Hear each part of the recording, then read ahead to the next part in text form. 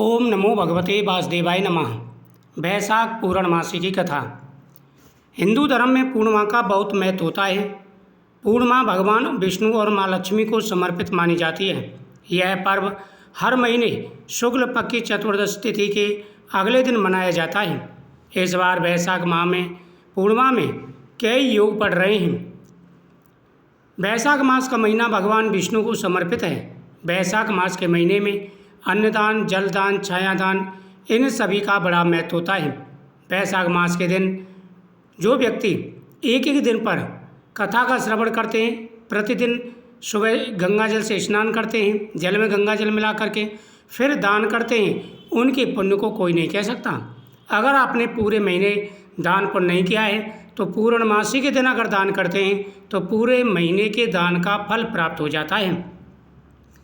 ऐसा माना जाता है कि पूर्णिमा के दिन दान करने से व्यक्ति को कई गुना अधिक शुभ फल मिलता है।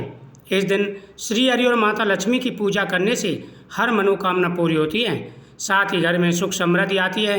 अगर आप वैशाख पूर्णिमा का व्रत कर रहे हैं तो पूजा के दौरान वैशाख पूर्णिमा की व्रत की कथा जरूर सुननी चाहिए। इसके बिना पूजा अधूरी मानी जाती है। सर्वप्रथम भगवान विष्णु को स्नान कराएं।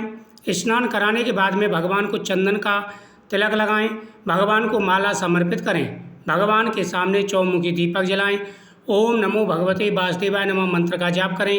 भगवान के सामने आप प्रार्थना करें कि प्रभु हमारे ऊपर अपनी कृपा दृष्टि बनाए रखें। भगवान के सामने दीपक जलाएं, पंचामृत रखें और फिर इस कथा का श्रवण करें। पौराणिक कथा के अनुसार धनेश्वर नाम का एक धनवान व्यक्ति था।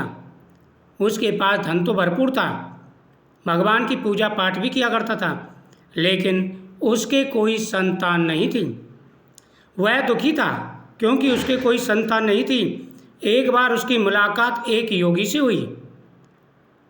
जब धनेश्वर काफ़ी परेशान था, दुखी था, नियमित रूप से भगवान की पूजा भी किया करता था, लेकिन उसको एक ही दुख था कि उसके कोई संतान नहीं थी।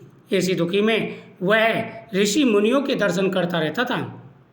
एक बार वैशाख मास का महीना था, वैशाख मास की पूर्णमासी थी और धनेश्वर को एक योगी मिल गई। उनकी मुलाकात योगी से हुई। उन्होंने धनेश्वर को वैशाख माह में पड़ने वाली पूर्णिमा का व्रत रखने की सलाह दी। धनेश्वर ने योगी से हाथ जोड़ करके कहा कि हे महाराज, कृपा करके मेरे धन प्राप्ति का कोई उपाय बताइए। मेरे कोई संतान नहीं है, मैं दान पुण्य भी करता हूँ, नियमित रूप से भगवान की पूजा पाठ करता हूँ, लेकिन मेरे कोई संतान नहीं है। ऐसा कोई उपाय बताओ जिससे संतान का सुख प्राप्त हो। योगी ने कहा कि हे धनेश्वर, तुम्हें किसी भी प्रकार की चिंता करने की आवश्यकता नहीं है। वैशाख पूर्णमासी का जो व्रत होता है ये सबसे बड़ा व्रत होता है। अगर आप वैशाख पूर्णमासी का व्रत करते हैं तो भगवान की कृपा से संतान का सुख प्राप्त होगा और आपकी मनोकामना पूरी होगी। धनेश्वर को वैशाख माह में पड़ने वाली पूर्णिमा का व्रत करने की सलाह दी। इसके बाद धनेश्वर ने शीघ्र ही पूर्णिमा का व्रत किया। उसने भगवान विष्णु की पूजा की और उसके साथ साथ भगवान के मंत्रों का जाप किया। भगवान के सामने नैवेद्य रखा, फिर पीपल वृक्ष के नीचे गया, पितरों के नाम से जल चढ़ाया, वहाँ पर परिक्रमा की और उसके प्रभाव से धनेश्वर को सुंदर संतान की प्राप्ति हुई।